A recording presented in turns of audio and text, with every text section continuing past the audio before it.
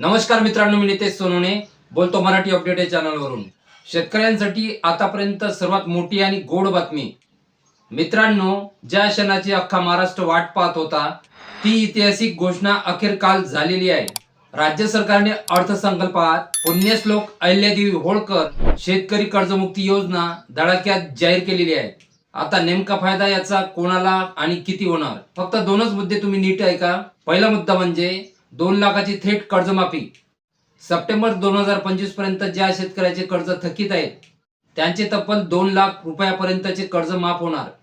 आणि दुसरा मुद्दा म्हणजे 50,000 रुपयाचे प्रोत्साहन। जे शेतकरी प्रामाणिकपणे आणि नियमित कर्ज भरत आहेत त्यांच्यावर अन्याय नाही, त्यांना थेट 50,000 रुपयांचे प्रोत्साहनपर अनुदान मिळेल। आता पुढची प्रोसेस काय आहे बघा। एप्रिलच्या पहिल्या आठवड्यात संमतीचा अहवाल येईल, तेव्हा नेमक्या अटी काय असतील आणि कोणते शेतकरी पात्र ठरतील हे स्पष्ट होईल। त्यानंतर लगेच याचा GR निघेल। मित्रांनो, ही माहिती वाऱ्यासारखी पसरवा।